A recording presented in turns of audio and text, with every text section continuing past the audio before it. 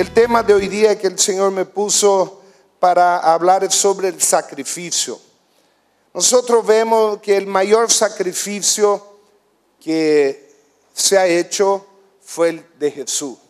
Nosotros no podemos comparar ningún otro sacrificio al de Jesús, porque cuando Él murió en la cruz, yo me acuerdo cuando salió la película de La Pasión de Cristo de Mel Gibson. Un amigo la compró pirata la película y la vio primero, y yo estaba esperando que llegue la película en el cine. Y cuando le pregunté, ¿y qué tal la película? Y él, como no es cristiano, dijo, no, le dieron una tunda a un pobre tipo. Y yo lo miré y le dije que tú no sabes que no era un pobre tipo.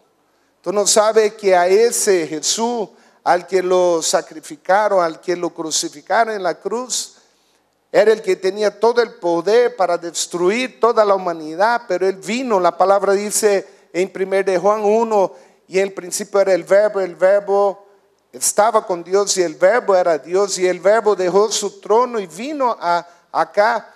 Y nosotros vemos que la principal función de Jesús al venir a la tierra, nosotros vemos que Él hizo milagro, Él sanó enfermo, Él resucitó muerto, pero su principal función era llegar a aquella cruz.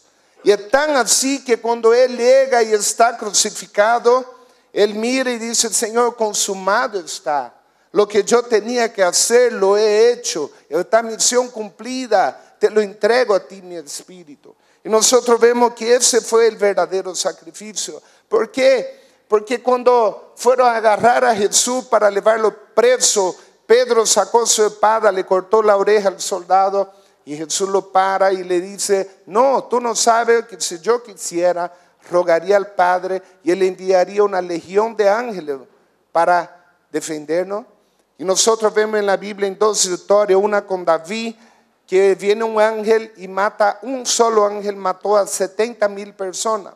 Y otra historia en 1 de Reyes, un solo ángel mata 165,000 enemigos cuando quisieron invadir a la ciudad del rey Sennacherib.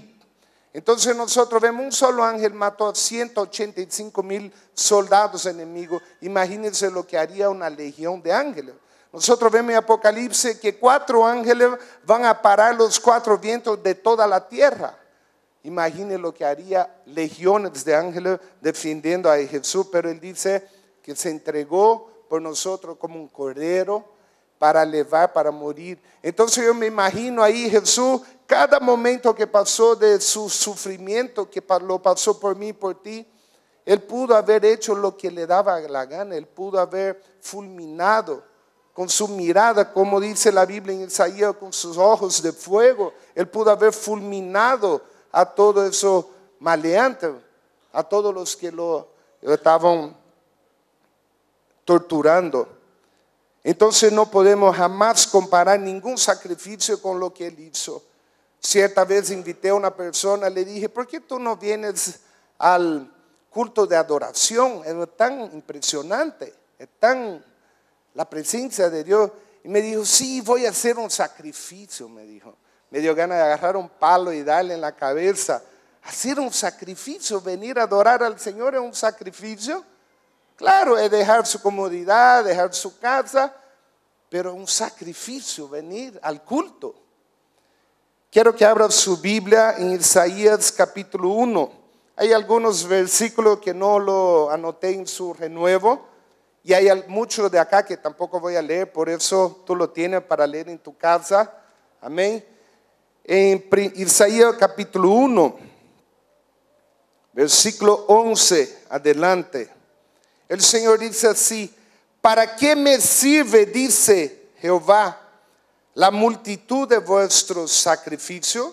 Nosotros vemos que Dios había instituido desde el Éxodo y más, desde antes, desde el Génesis, ya nosotros vemos que había Dios mandado hacer un sacrificio. Cuando el hombre pecó, cuando Adán y Eva pecó, ¿quién cree que hizo la primera ropa de cuero? No fue el hombre que se le ocurrió hacer una chamarra de cuero. Fue Dios que mató, dice la palabra, un animal Ahí nosotros vemos que con el primer pecado del hombre ya alguien tuvo que morir. Y Dios sacó su cuero, su piel y le hizo vestidura a Adán y a Eva. Ahí nosotros vemos que ahí ya estaba la figura de cuando dice que vendría uno que pisaría la cabeza de la serpiente, que era Jesús. Cuando nosotros vemos cuando estaba Abel, Caín y Abel, ya nosotros vemos que el verdadero sacrificio debería ser un cordero. Y yo me preguntaba de niño, ¿por qué Dios no aceptó el sacrificio de Caín? Dice que Abel era un pecuarista, podemos así decir, criaba ovejas. Y Caín era un agricultor. Pero el momento de ofrecer sacrificio, Caín ve que su hermano presenta un cordero y dice que ese humo, ese olor subió a Dios como olor fragante. Y él agarra y pone ahí trigo, frijol, verduras. No dice la Biblia qué, pero él dijo, yo quiero ofrecer mi propio sacrificio.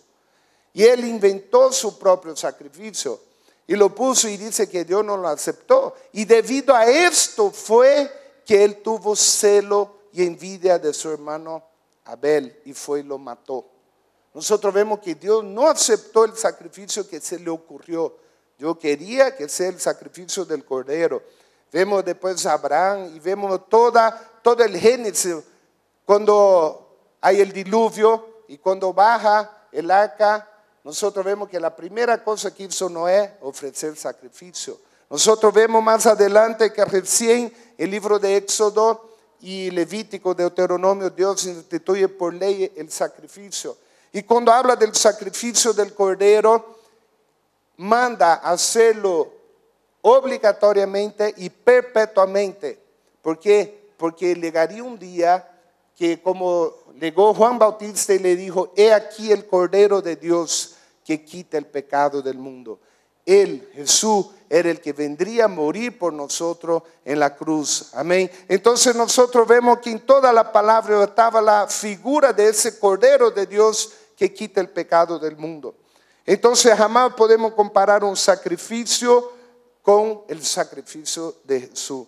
Pero hoy día yo quiero comentar un poco de la parte que nosotros debemos hacer. Quiero que leamos ahí en Isaías capítulo 1 del versículo 11 adelante. Y eso no está anotado, por favor anótelo ahí en su boletín. Dice, ¿para qué me sirve, dice Jehová, la multitud de vuestros sacrificios? Hastiado estoy de holocausto de carnero y de cebo de animales gordos. No quiero sangre de bueyes, ni de ovejas, ni de macho cabríos. ¿Por qué Dios habla eso? ¿Acaso Él no había ordenado que se haga los sacrificios perpetuamente? ¿Y por qué aquí Él dice, yo estoy por aquí? Yo no quiero sangre de cordero, yo no quiero sangre de bueyes ni de ovejas. Y dice, ¿quién demanda eso de vuestra mano? Cuando venís a presentarlos delante de mí para olear mis atrios, no me traigáis más vana ofrenda. El incienso me es abominación. Cuando lea esto, yo quiero que tú imagines cómo estaba el corazón de Dios en escribir eso. Y eso es muy profundo. Si tú vas a analizar en profundidad el sentimiento de Dios, porque la Biblia dice que Dios siente, la Biblia dice que Dios tiene amor por nosotros y su corazón también se quebranta. Él también se entristece cuando nosotros hacemos cosas que no lo agrada. Y aquí el Señor hace un reclamo a su pueblo. El Señor está comparando el sacrificio que el pueblo hacía y le dice así: no me traigáis más vana ofrenda. El incienso me es abominación. Luna nueva y día de reposo. El convocar asamblea, no lo puedo sufrir. Son iniquidad vuestras fiestas solemnes, vuestras lunas nuevas y vuestras fiestas solemnes las tiene aborrecida mi alma.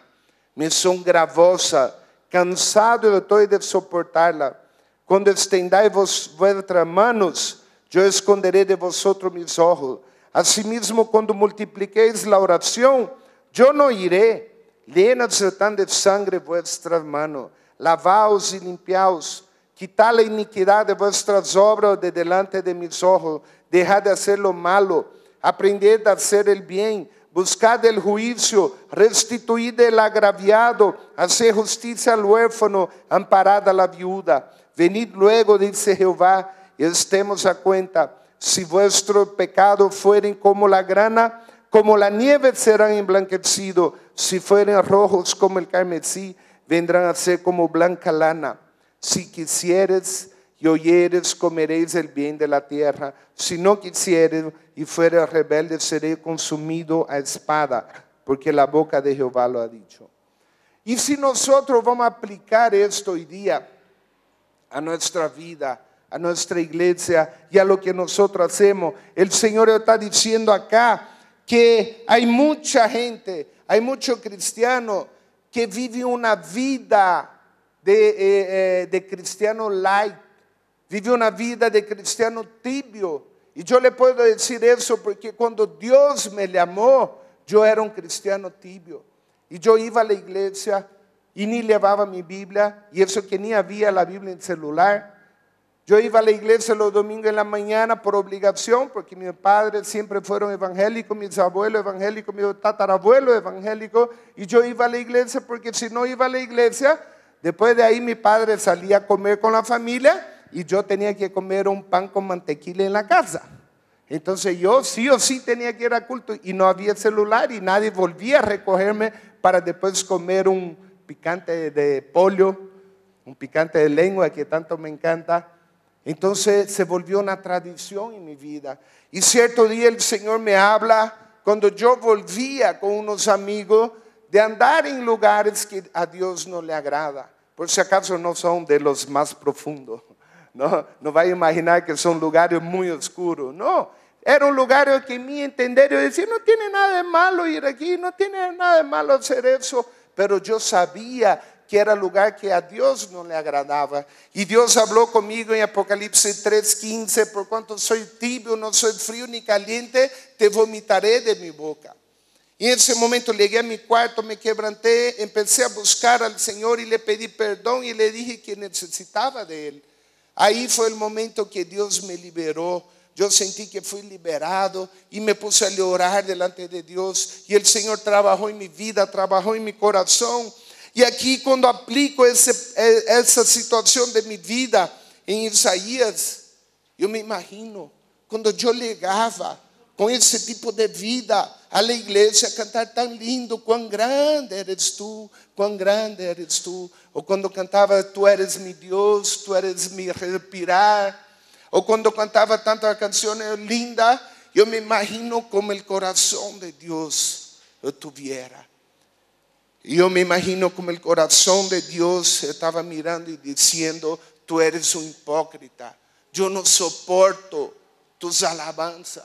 Yo no soporto, como dice aquí en Isaías, no puedo sufrir tu fiesta, tu reunión, tus asambleas. No la puedo soportar, dice el Señor. Y yo me pongo en ese momento a imaginar el corazón de Dios.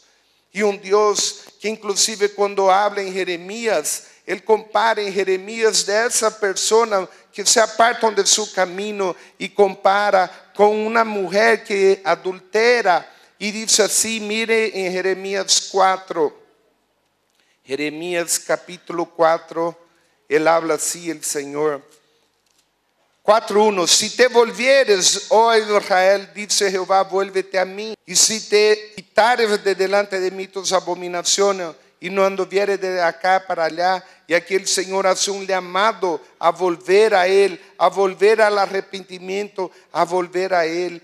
Y el Señor habla en el capítulo 3, versículo 14, que hay que tomar una conversión genuina, que debe haber un quebrantamiento de su corazón genuino. Y el Señor también habla aquí en el capítulo 3, versículo 1.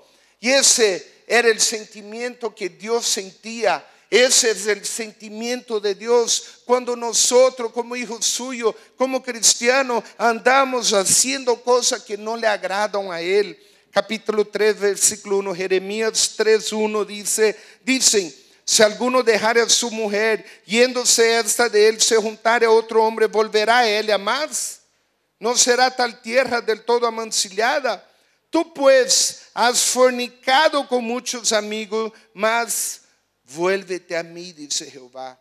Nosotros vemos acá que el sentimiento que Dios tiene en su corazón cuando nosotros andamos en pecado es un sentimiento de un marido que su mujer va y lo traiciona, y aún así él dice, aún así vuélvete a mí, aún así yo lo voy a perdonar. El Señor hace un desafío a su iglesia de andar y de buscarlo. Por eso que en Isaías capítulo 2 dice, tus fiestas, tus cultos, cuando tú vienes al culto no lo puedo soportar, dice el Señor, me son gravosos.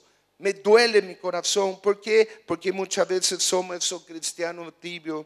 Y aquí habla, el sacrificio es una parte de la fe cristiana. Como le dije, no quiero jamás comparar. La Biblia dice que nuestra salvación es gratuita, no es por obra para que nadie se gloríe. Pero nosotros vemos que sacrificamos nuestra vida diaria, ya que vivimos con el impacto del sacrificio de Cristo por nosotros.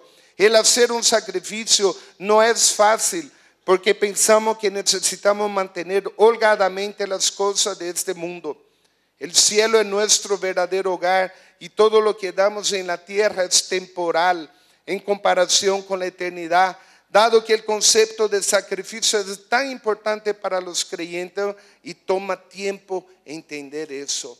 Cuando nosotros vamos al libro de Hebreos, abra su Biblia en el libro de Hebreos, nosotros podemos entender cuando habla el Señor de la fe. Cuando habla el Señor de la fe, Hebreos, primeramente el capítulo 9, del versículo 23, habla del sacrificio de Cristo que quita el pecado.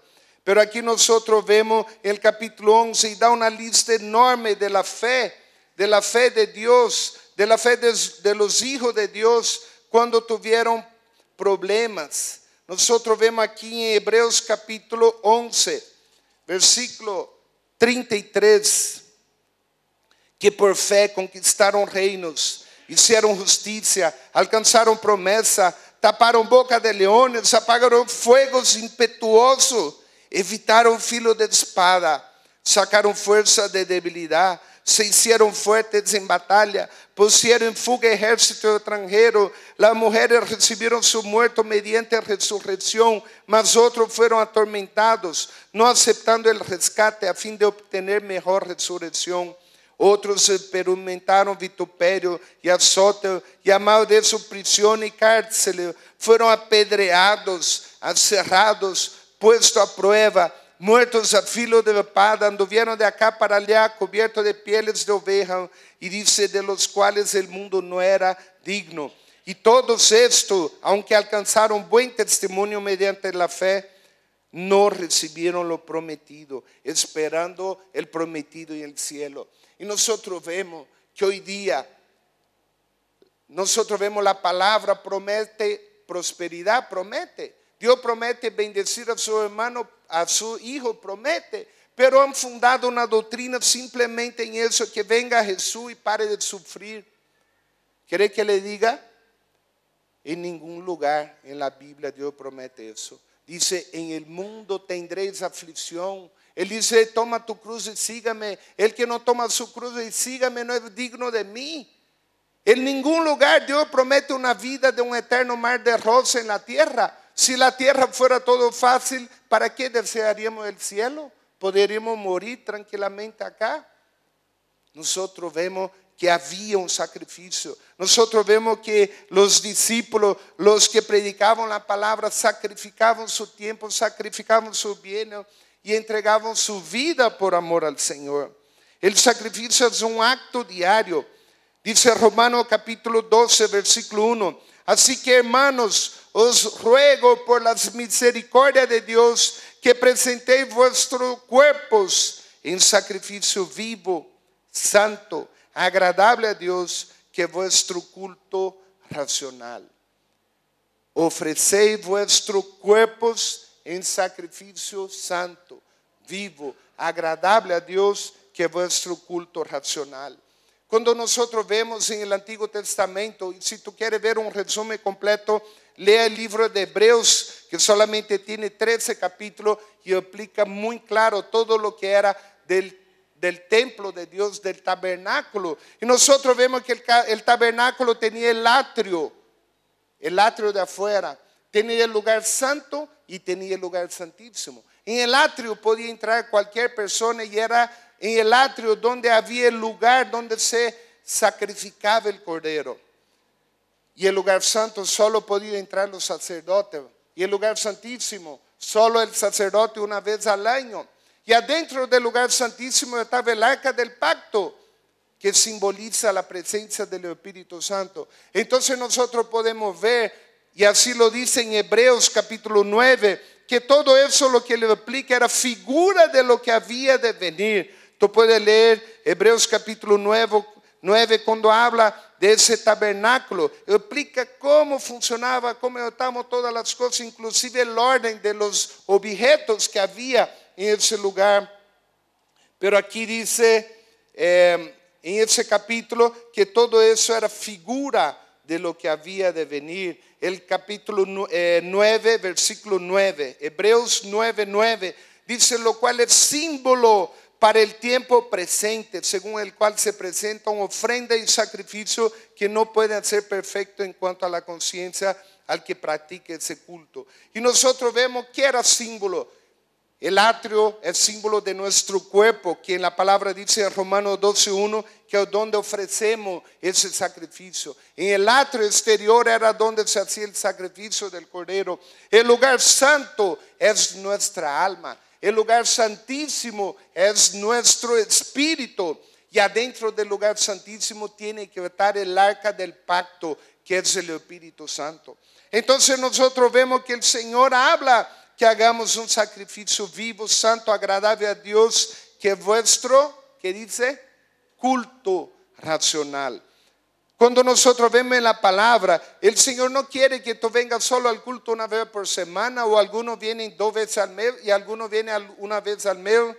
El Señor quiere que nosotros tengamos todos los días un momento de presentar a Él culto, de presentar adoración.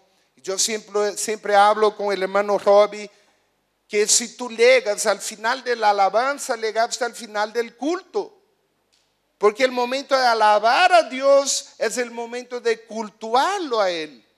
Si tú llegas al final de la alabanza a recibir la prédica, ya tú vienes a recibir palabra de Dios. Ya quizás tú puedes cultuar a Dios con una canción o 2 canciones más al final del culto. Por eso, hermano, yo le pregunto una cosa que yo no me gusta, el pastor Charlie también, cuando nosotros queremos ir al cine con la familia. ¿Es bonito llegar a la mitad de la película? Yo le pregunto, ¿a quién le gusta ir al cine y llegar a la mitad de la película? ¿Le gusta o no? ¿Le gusta? Levanten su mano a quien le gusta llegar a la mitad de la película. A nadie. Entonces, hermano, también no llegue a la mitad del culto. Haga un sacrificio, haga un esfuerzo de llegar al principio. Hermano, no llegue a la hora, a las 7. Llegue 15 minutos antes. Yo veo en Brasil, en la iglesia del Santo, siempre que vamos, la gente llega y mientras están ensayando, llega 10, 15, 20, 30 personas calladito, doblan su rodilla y se pone a orar. ¿Sí o no, pastor? Siempre fue así, algo que aprendieron ellos. Levítico capítulo 6, versículo 8 al 13. Levítico 6, del 8 al 13. Habló aún Jehová a Moisés diciendo: manda a Aarón y a sus hijos y diles: esta es la ley del holocausto. El holocausto estará sobre el fuego, encendido sobre el altar toda la noche hasta la mañana, y el fuego del altar arderá en él. Y el sacerdote se pondrá su vestidura de lino y vestirá calzoncillos de lino sobre su cuerpo. Y cuando el fuego hubiere consumido el holocausto, apartará él las cenizas de sobre el altar y las pondrá junto al altar. Después se quitará su vestidura y se pondrá otra ropa y sacará la ceniza fuera del campamento a un lugar limpio. Y el fuego encendido sobre el altar no se apagará, sino que el sacerdote pondrá en él leña cada mañana y acomodará el holocausto sobre él y quemará sobre él la grosura de los sacrificios de paz. Y el fuego arderá continuamente en el altar y no se apagará. La Biblia manda y Dios mandó que ese fuego no debería apagarse, debería quemar continuamente en el altar. Y nosotros vemos que en una ocasión los hijos de Aarón, Nadab y Abiú, que eran los encargados de presentar esos sacrificios, permitieron que ese fuego se apagara. Y ellos fueron y tomaron fuego extraño. Y yo le pregunto si hay un encendedor o un fósforo. Y si yo prendo un encendedor con una mano, un fósforo con el otro, y le pregunto, ¿qué es eso amarillo que hay? O si prendo el fuego de la cocina, ¿qué es lo que prende ahí? Fuego. El fuego del encendedor es fuego, el fuego del fósforo es fuego. Pero el Señor dice que en ese momento, cuando le trajeron fuego ajeno, dice que murieron fulminados en la presencia de Dios. Entonces nosotros vemos por qué, porque le permitieron que este fuego se apagara. También el apóstol Pablo escribe, no apaguéis el fuego de Dios que hay en ti. Nosotros vemos qué simboliza acá. En la palabra dice que él ponía sobre el fuego las grosuras, la grasa del animal. Y no podía ser un animal flaco, no podía ser un animal raquítico. Debía ser el mejor animal a ser sacrificado. Y no podía ni siquiera tener una sola mancha, un solo defecto. Y nosotros vemos cuando la grasa quemaba, subía eso como olor fragante delante de Dios. Cuando tú pasas en algún lugar y sientes olor a churrasco lindo, que le retuerce la tripa adentro, es porque tú sientes la grasa quemando, el olor a la grasa. Si tú pones un pedazo de carne con cero grasa, va a oler a quemado, no va a oler tan rico. Ahora yo le pregunto, cuando nosotros ayunamos, cuando tú ayunas, hoy día, que ya no es necesario que tú vayas a degollar un cordero, como hacen en Oruro, Potosí, esos lugares que sacrifican al demonio, a los demonios. No es necesario porque ya Jesús lo hizo. Pero cuando tú estás ayunando, ¿qué es lo que sucede en tu cuerpo? ¿Estás quemando qué? Grasa. ¿Sí o no? Y cuando tú te pones a ayunar, tu grasa de tu cuerpo se pone a quemar. Y eso para Dios sube como un olor fragante delante de Él. Y aquí dice, el fuego arderá continuamente en el altar, no se apagará. Y nosotros vemos en Hechos capítulo 2, del versículo 1 al 4, cuando llegó el momento del Pentecostés, cuando llegó aquel momento que vino el derramar del Espíritu Santo. Mire lo que dice, cuando llegó el día de Pentecostés, estaban todos unánimes juntos, y de repente vino del cielo un estruendo, como de un viento recio que soplaba, el cual llenó toda la casa donde estaban sentados, y se le aparecieron lenguas repartidas como de fuego, asentándose sobre cada uno de ellos, y fueron todos llenos del Espíritu Santo y comenzaron a hablar en otras lenguas según el Espíritu le daba que hablasen. Nosotros vemos acá que primero, para que haya un fuego es necesario viento. Cuando uno va a prender un fuego y está apagando, uno tiene que agarrar algo y soplarlo. Sin el viento se apaga. Y aquí vino el viento recio, como dice acá, y sopló sobre ellos, y después vino lengua repartida como de fuego. Y el que escribe eso, el que vio eso, lo vio literalmente, el Espíritu Santo llegando a la persona. Y cuando yo le pregunto cuál es el sentimiento, o si yo le pregunto cuál es el sentimiento que tú tienes de sentir el Espíritu Santo, ¿qué es lo que tú sientes aquí? A mí me gusta la palabra boliviana, genecherú.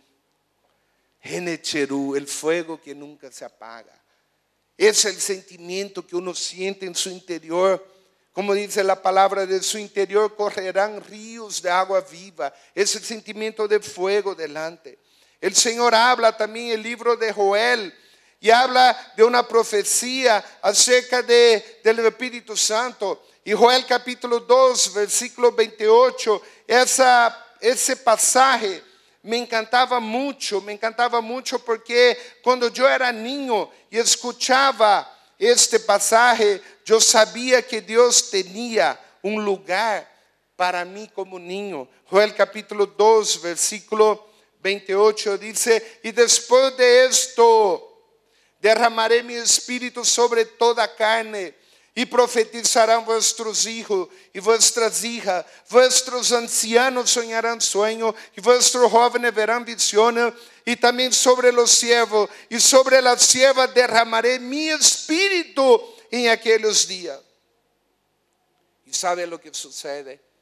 Cuando yo le pregunto hoy día, cuando nosotros vemos hoy día, muchas veces uno contrata algún albañil o alguien para la casa y digamos que contrata para pintar todo este templo y digamos que él diga, bueno, la mano de obra es 1,000 bolivianos y él viene y pinta un cuadradito de ese y dice, bueno, Daniel, hoy día es sábado, tengo que ir a la feria a comprar la comida para mis hijos, ¿será que me puede dar 800 bolivianos?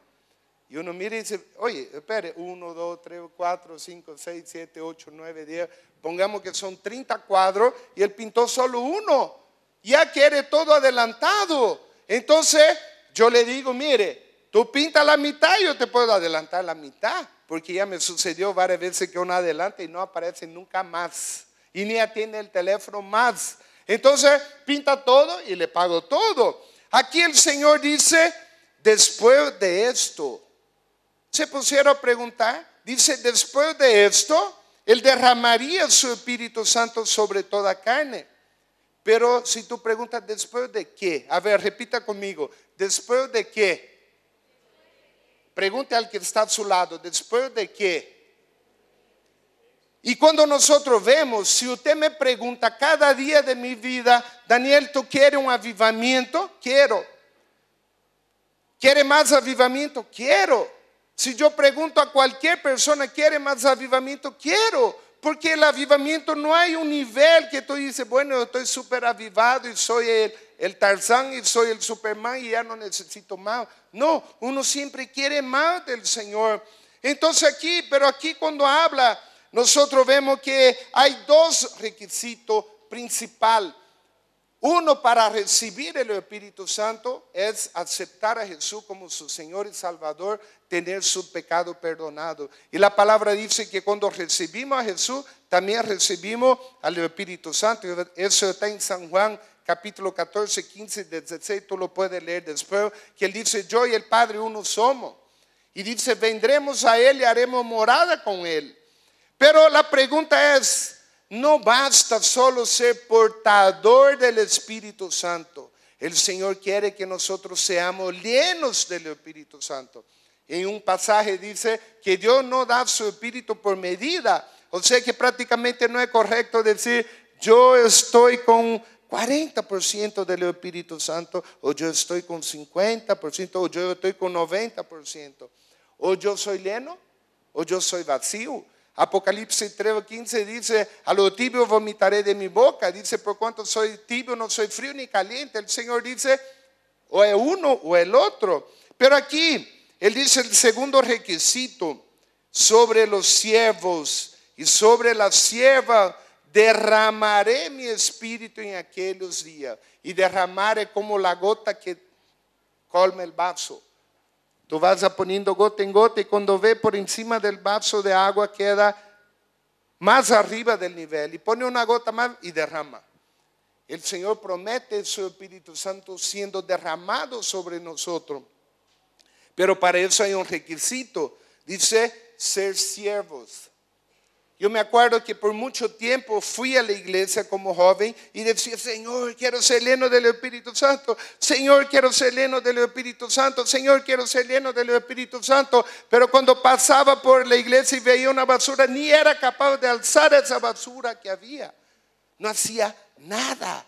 Entonces cuando entendí que yo tenía que ofrecerme para servir al Señor, me ofrecí y empecé a servir al Señor. El Señor me pudo llenar del Espíritu Santo, porque Él dice sobre los siervos. Si tú todavía no sirves en ninguna área de la iglesia, busque a alguna persona, busque a algún líder, algún pastor y ofrézcase para servir. Un ejemplo muy grande yo tengo cuando el pastor René me comentó que en España, cuando él estaba en una iglesia pequeña, en esa iglesia hacía un turno para limpiar el templo por familia. Una familia limpiaba un domingo en la mañana, otra domingo en la noche, así hacía un turno. Una limpiaba el templo, otra la sala de los niños y otra los baños. Y luego una pareja de ancianos de Inglaterra ahí, y iban a quedar como 3 o 4 meses por ahí. Y luego al pastor y dice: pastor, queremos servir, porque escuchó que había un rol de limpieza. Nosotros queremos servir en la limpieza de los baños. Y el pastor dijo: bien, gloria a Dios. Le entregó el aparato ese de limpiar la taza y lo estuvieron limpiando. Después de 2 meses descubrieron que esa pareja de ancianos que venían de Inglaterra eran dueños de una fábrica de fotocopiadora y de impresora. Y el dueño, el señor, hasta tenía helicóptero particular. Y había llegado y dicho: pastor, queremos limpiar los baños. Imagínense, tenía helicóptero particular y llegaba allá en su casa, tenía hasta mayordomo. ¿Por qué? Porque era un siervo, entendió el concepto de servir. Con eso no estoy diciendo que tú tengas que ir a limpiar los baños, pero estoy diciendo que tú tienes que poner delante de Dios para servir. Ahora, cuando dice después de eso, quiero que nosotros veamos rápidamente lo que viene antes. Y no lo voy a leer todo porque tú lo tienes ahí, lo dejo de tarea. ¿A quiénes les gusta la tarea? ¿A quién? Yo cuando iba al colegio no me gustaba, pero tarea de la Biblia sí me gusta. Entonces le encargo que tú leas todos esos versículos que están, solamente los voy a referir. Dice aquí: Dios quiere un avivamiento porque está cerca su venida. En Joel capítulo 1, 15, 2:1, 2:11, 2:31 habla que la venida del Señor está cerca, que la venida del Señor está cerca. Dios quiere un avivamiento porque el trigo, las almas se están perdiendo. Por eso Dios quiere que tú te levantes para hablarle del Señor, para hablarle de su palabra, para predicarle su palabra, porque esas almas literalmente se están perdiendo.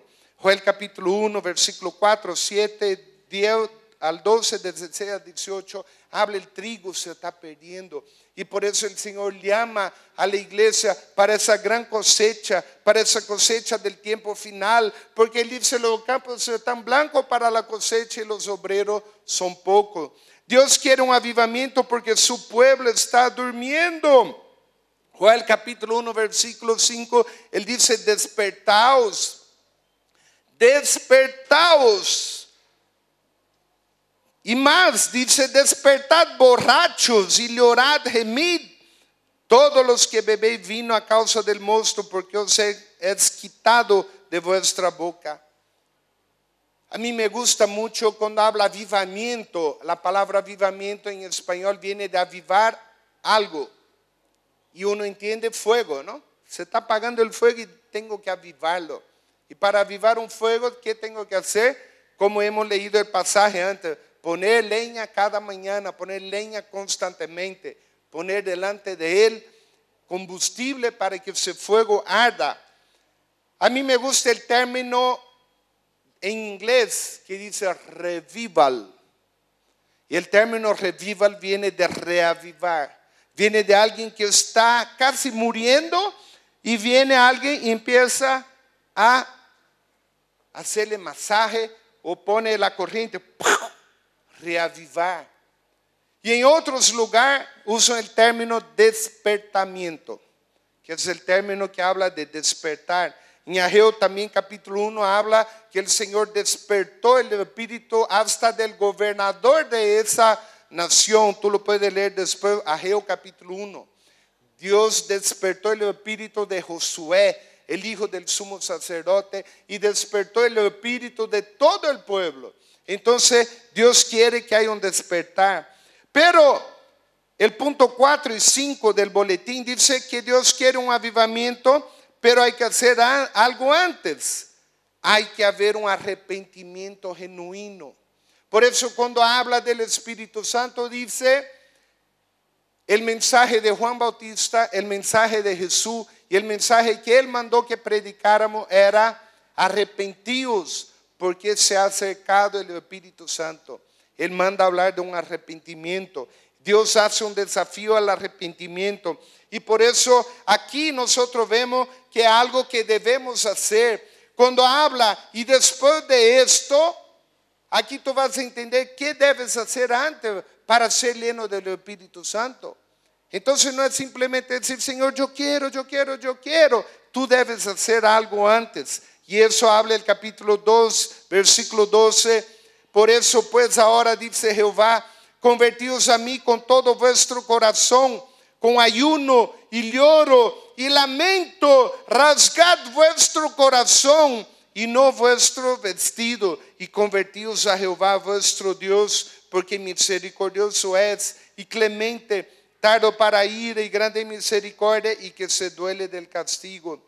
El versículo 15 dice, tocad trompeta en Sión, proclamad ayuno, convocad asamblea, reunid al pueblo, santificad la reunión, juntad a los ancianos, congregad a los niños y a los que maman, y salga de su cámara el novio y de su tálamo la novia.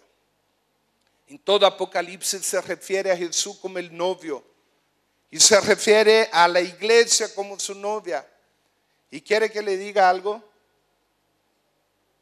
Mi esposa es muy joven. Yo soy el que más me veo con arruga.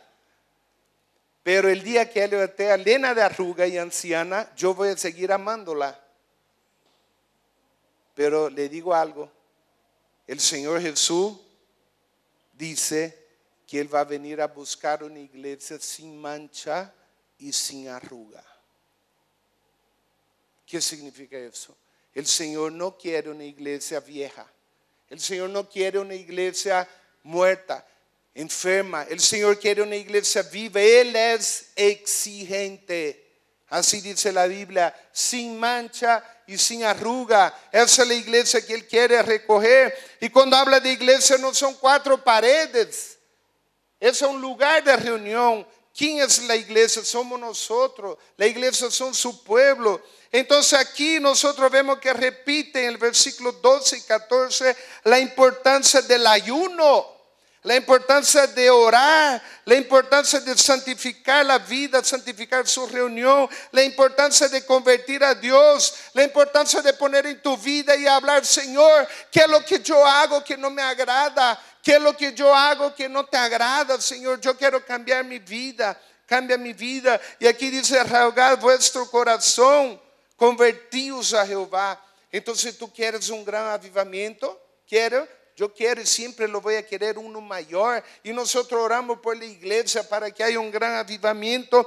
Pero el Señor dice aquí que debemos ayunar, orar, buscar al Señor, santificar la reunión. Y la promesa del avivamiento era para niños, jóvenes y ancianos. Por eso que Él dice, congregad a los niños y a los que maman.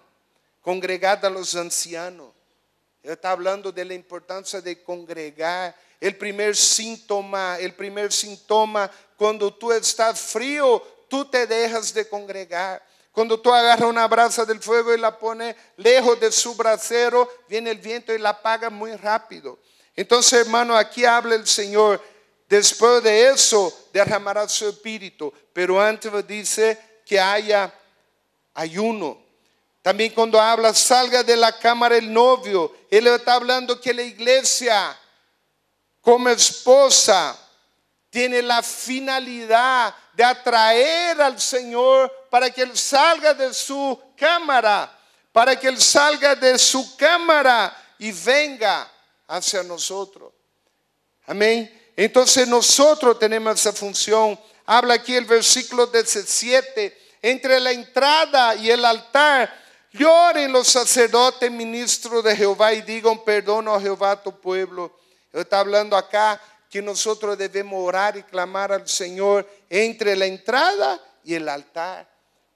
Nosotros vemos que el Señor busca un avivamiento y pide que el pueblo se reúna y busca su presencia, y queremos que Él venga. Y para terminar, hay 2 profecías totalmente diferentes y antagónicas para el final de los tiempos. Totalmente diferentes. Una dice, Mateo capítulo 24, versículo 12, dice, por haberse multiplicado la maldad, el amor de muchos se enfriará. Tengo seguridad que tú conoces a alguna persona que fueron cristianas de tiempo y hoy día está con su amor frío. Su amor por el Señor está frío. Y cuando el Señor habla en Apocalipsis, tengo contra ti que has dejado tu primer amor. ¿Cuál es este primer amor? Es aquel primer amor que cuando tú recibiste a Jesús en tu corazón, tú no conocías aún de memoria ningún versículo, pero tú llegabas a la persona y decías, Dios ha cambiado mi vida, yo soy diferente, y tú sentías ese fuego en tu interior, y después pasan años y muchos se transforman en cristianos triple S, salvo, sentado y satisfecho. No abren su boca ni para hablar del amor del Señor.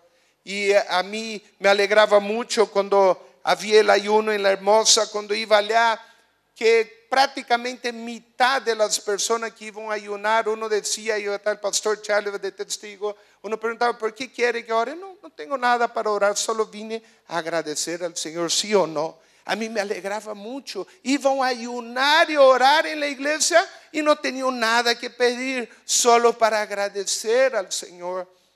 Y muchos de nosotros solo nos ponemos a ayunar y orar cuando necesitamos algo del Señor. ¿Sabe qué hacer eso? Es ser egoísta. Es ser egoísta. En la otra profecía, en Amós capítulo 8, versículo 11, dice, ciertamente vienen días, dice Jehová el Señor, en los cuales enviaré hambre a la tierra, no hambre de pan ni sed de agua, sino de oír la palabra de Jehová. Si nosotros no tenemos hambre de leer la palabra, ¿qué somos? Anoréxicos. Ahí están algunos jóvenes que fueron a ese colegio que Dios abrió la puerta para que se predicara el evangelio. No es un colegio evangélico y no es un colegio católico. Y ellos nos invitaron a ir a predicar la palabra de Dios ahí. Y cuando los jóvenes han ido a hacer un concierto, empezaron a tocar la canción y ahí nosotros veíamos, yo conté cerca de 15 a 20 muchachitos de entre 10 a 17, 18 años, llorando, quebrantado en la presencia de Dios, llorando. Y cuando se predicó, cuando el pastor Mauricio predicó, hizo el desafío, ¿quién quiere aceptar a Jesús? Todos aceptaron a Jesús. Y después de ahí volvimos 2 semanas los jueves a enseñar la clase de religión. Y el primer jueves viene el vicedirector y llega en la clase y todos los alumnos sentados se ponen de pie así, con reverencia, como si fuera un ejército. Ya en Santa Cruz no se ve colegio así, más bien los alumnos falta que le peguen a su profesora. Y el vicedirector, que no es ni evangélico ni católico, llega y mira a su alumno y dice, bueno, aquí está el pastor Daniel, también lo presentó a Moisés que fue conmigo ese día y dijo así, ellos han venido aquí para enseñar la palabra de Dios y le pido a ustedes que tengan mucha reverencia porque lo que ellos van a enseñar van a servir para toda su vida y van a servir de bendición para su vida. Y mire, cuando empezamos a enseñar, ¿sabe qué? He visto esos niños hambrientos. He visto cómo disfrutaban de la palabra. Todos los días que voy y vuelvo, no consigo dormir pensando cómo el Señor quisiera que su propia iglesia tuviera esa hambre que tienen ellos. Yo llego a la casa y me da insomnia y me pongo a orar y me pongo a adorar al Señor, de pensar cómo se cumple eso que dice acá. Vienen días, dice Jehová, en los cuales le enviaré hambre, pero hambre de su palabra.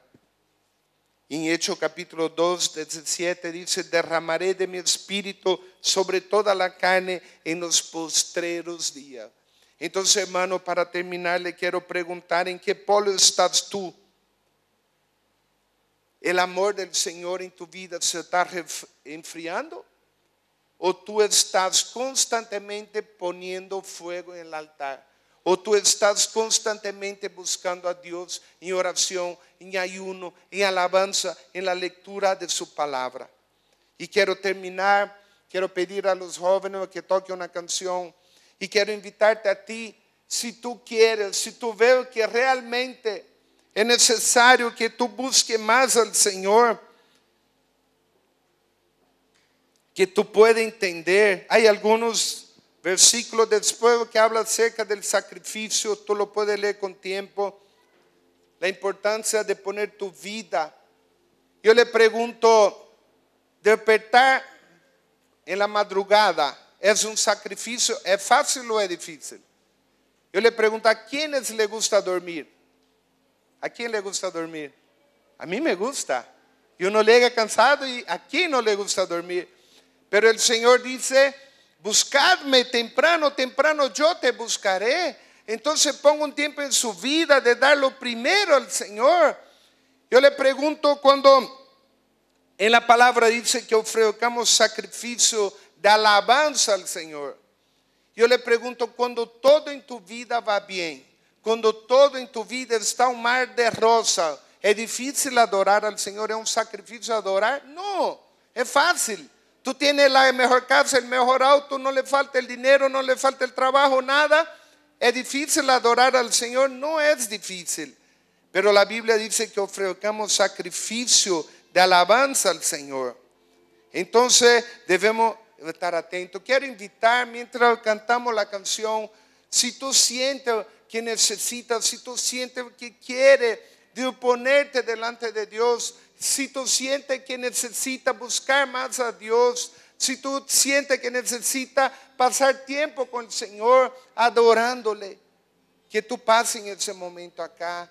Quiero invitar también a los líderes que puedan pasar adelante para estar orando por nosotros en ese momento. Venga delante del Señor. Si tú estás haciendo algo que no agrada al Señor, como dice la palabra, convertíos a mí, rasgad vuestro corazón. Si Dios te muestra que hay algo que tú estás haciendo que no agrada al Señor, pase delante del Señor a entregar eso delante de Él. Por fe, pase a entregar delante de Él. Padre amado, gracias te damos, Señor, en ese momento, Padre. Oh, Padre amado, bendice a cada persona acá, Señor. Bendice a cada persona que ha venido, Señor, a abrir su corazón para entregarlo a ti, Señor. Oh, Padre amado, te quiero pedir que tú lo puedas llenar a cada uno, que tú puedas derramar de tu poder sobre ellos, que puedan ser llenos del Espíritu Santo, que donde vayan puedan abrir su boca y proclamar que tú eres Señor y Salvador, en el nombre de Jesús. Amén, amén. When the music fades and all is stripped away, and I simply come, longing just to bring something that's of worth that will bless your heart. I'll bring you more than a song, for a song in itself is not what you have required. Quiero algo diferente. Quiero algo diferente. Quiero algo diferente. Within, through the way things appear, you're looking into my heart.